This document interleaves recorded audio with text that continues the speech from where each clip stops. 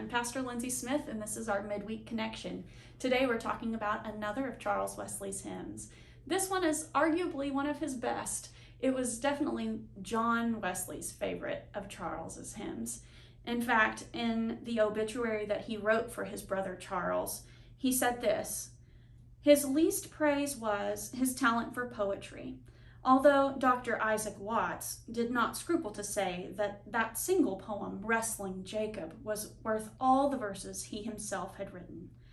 And then a few weeks later, after Charles's death, John was teaching this hymn to a group of people, and he broke down and wept when he came to the line, "My company before is gone, and I am left alone with thee."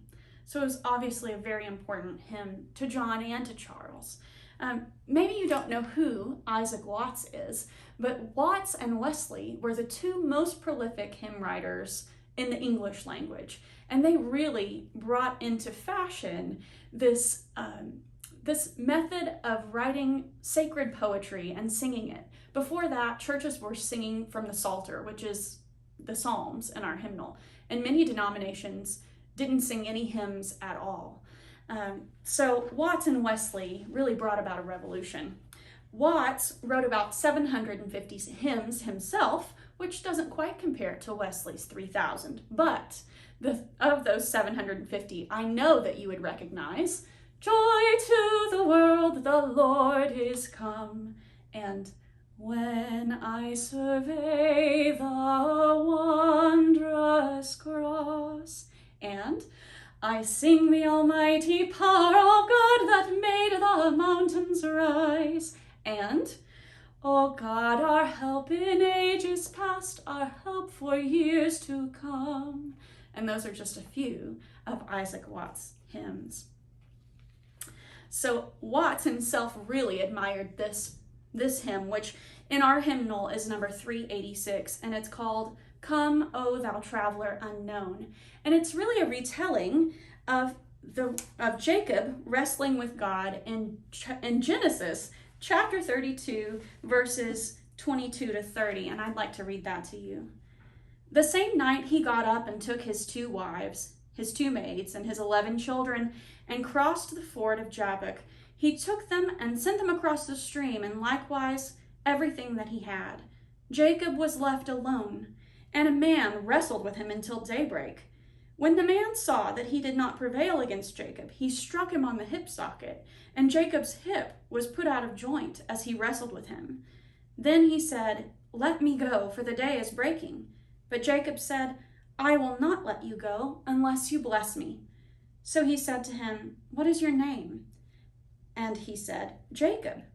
Then the man said, 'You shall no longer be called Jacob, but Israel, for you have striven with God and with humans, and have prevailed.' Then Jacob asked him, 'Please tell me your name.' But he said, 'Why is it that you ask my name?' And there he blessed him.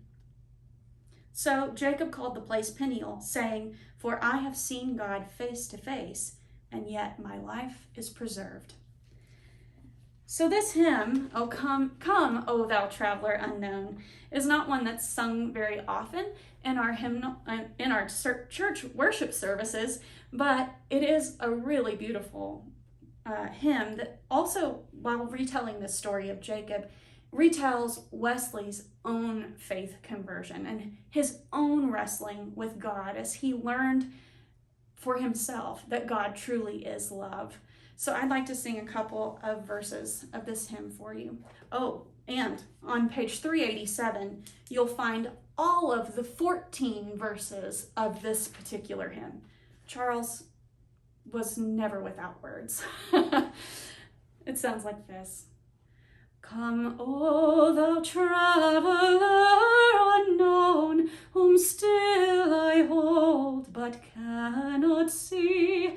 My company before is gone, and I am left alone with thee. With thee all night I mean to stay, and wrestle till the break of day. With thee all night I mean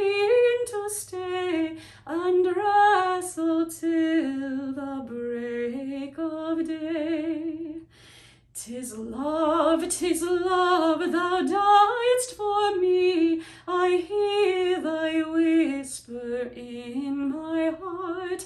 The morning breaks, the shadows flee. Pure universal love thou art.